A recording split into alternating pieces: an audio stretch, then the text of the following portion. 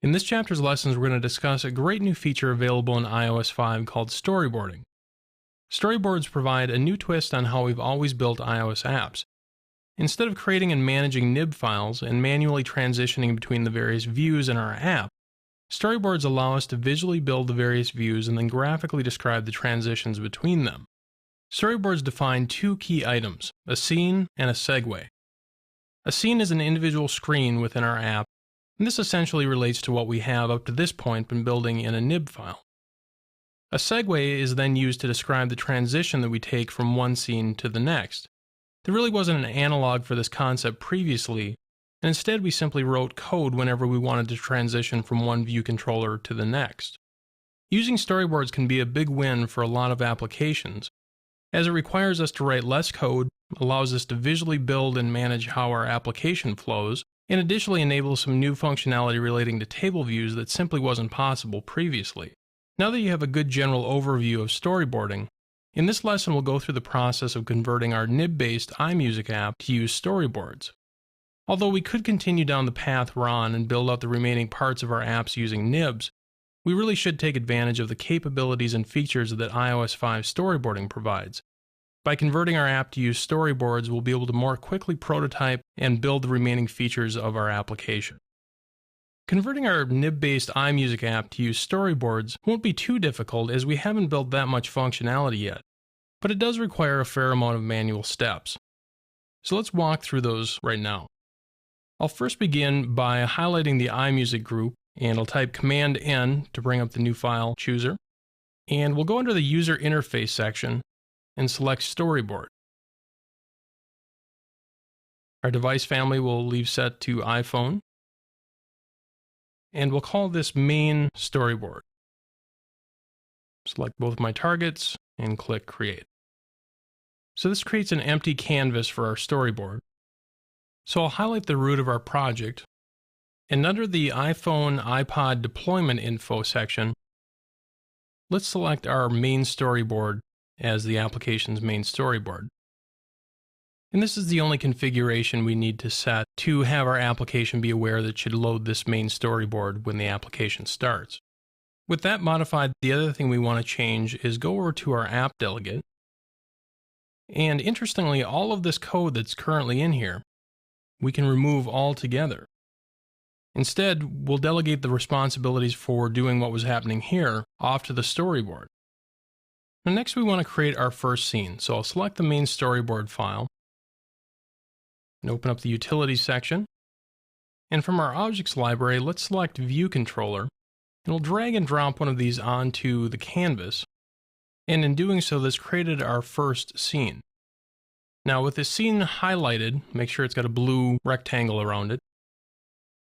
Let's switch over to the identity inspector, and we'll set that to be our main view controller. Now our main view controller needs to live within the context of a navigation controller. So let's make sure that's highlighted, and we'll go up to the editor menu and select Embed in Navigation Controller. So this adds a new navigation controller on and adjusts our main view out of the way. But you can see it's set this relationship between the navigation controller and our main view controller. So this identifies the main view controller as being the root view controller for the nav controller. So I'm going to go to the main view nib, and I will type Command A to select all components and Command C to copy them. I'll go back to my storyboard file and select my main storyboard scene and type Command V to paste. So this pasted all of the components over. So I'll position these about where they were previously. So we can delete our main view nib. So I'll highlight it and hit the delete key. And this is going to prompt me with the following dialog. Do you want to move the file main view nib to the trash or only remove the reference to it? If I select remove reference, it's simply going to remove it from my project but won't actually remove the file from disk. Instead, I want to say move to trash.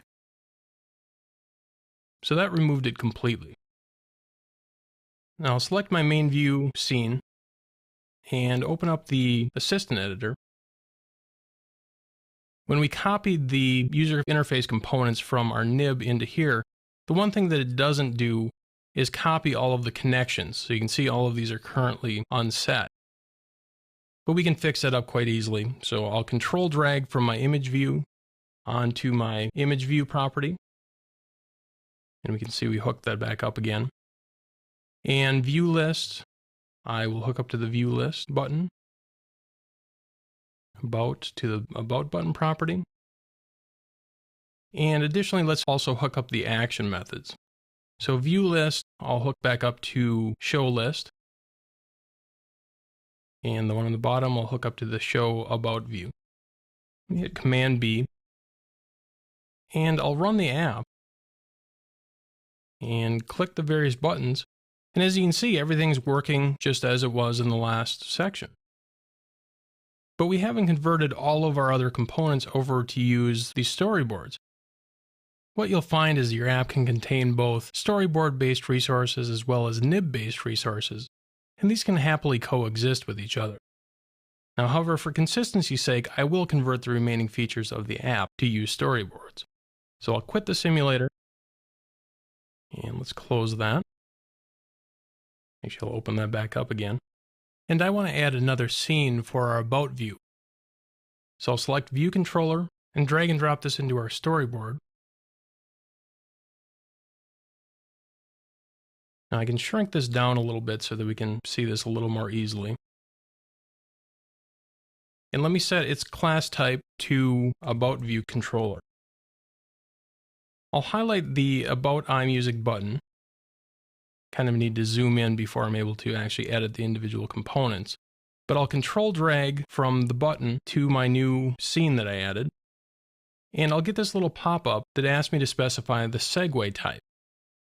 Since we want to display our About view in a modal presentation, I'll select modal. Shrink this back down and align this a little more neatly. And just like we did with the main view, let's go to our About view nib. And I'll type Command A to select all components, Command C to copy, zoom in on our storyboard, and I'll type Command V to paste. All right, so I'll position that as it was previously. And just like we did with the main view, I'll delete the About view. So hit the delete key and say move to trash. Go back to the storyboard and open up the assistant editor. I'll highlight the done button and control drag to the dismiss About view method. And I will hook up this delete and reset sample data button to this method. All right, so that looks good. Let's add one more scene for our music list view controller. This time I'll select table view controller. I'll drag that on to here. And I'll set the class type to music list view controller. And let's set up a segue from our view list button to this new scene. So I will control drag. And this time I'll select push. Now before I forget, I still have these buttons hooked up to those action methods. So currently I have the touch up and side hooked up to the show list method, so I'm going to hit this cancel button and break that connection. I'll do the same thing for my iMusic button. I'll right click on it and disconnect the About iMusic button. As long as I'm here, I'll switch to the assistant editor quick. I'll actually delete these methods altogether since we won't need them anymore. Switch over to the implementation. So I can delete these all together. I always love deleting code. All right, I'll shrink that back down, and then let's focus on our music list scene. Now I can give this a title here. I'll call this iMusic list. And I'll highlight the cell and go to its attributes. Now it's currently set to custom. I'm going to change that to basic. And I also need to specify a reuse identifier for this. So I'll call this cell album cell. As the table view is dequeuing reusable cells, it will use this album cell identifier. Let me switch over to the music list view controller. and I can make a little change to my cell for row at index path method. One of the nice things about using storyboards is we can lose this little dance of checking if the cell is nil, and if it is nil, creating a new one. Instead, we can always be assured that our cell is going to be a valid cell instance when we request it. So I can delete this code altogether, and let me just delete this cell identifier. And instead, I'll just type in that string that I specified in Interface Builder. I'll call that album cell. Let me compile this. And as long as I'm in here, I also know that this code will be going away. So at least for the time being, I'm going to simply comment this out. All right, let's run the app again and see how things look. So I'll first check the About screen. That looks good. So that's very cool that we can show this transition without writing any code to do it. Let's also check our view list, and that works just like it always did before. Beautiful, everything looks great. So we've covered a lot of ground in this lesson. We took our existing nib-based iMusic app and converted it to use storyboards. Definitely required a fair amount of steps, but the good thing is now we'll be able to leverage all of the cool storyboarding features from here on out. As an added bonus, we also got to remove a fair amount of code along the way. So less code that we have to write means fewer opportunities to create bugs. You should now have a good understanding of what it takes to convert a nib-based application to a storyboard-based app.